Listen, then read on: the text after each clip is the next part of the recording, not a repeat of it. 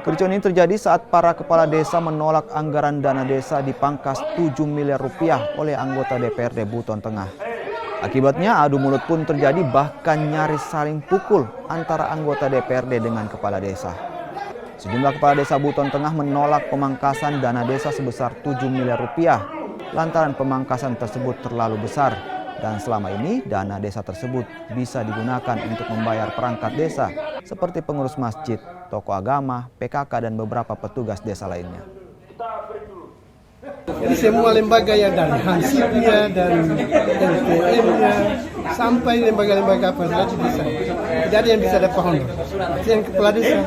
Dan di desa juga, kalau itu sampai dikurangi, kita mau belian misalnya pakai gajinya kepala desa. Pakai apa? Karena DD kita tidak pusingkan kalau itu dipotong atau dikurangi. Karena itu yang atur sudah ada turun dari pusat. DD. Tapi kalau ADD kan ada haknya desa.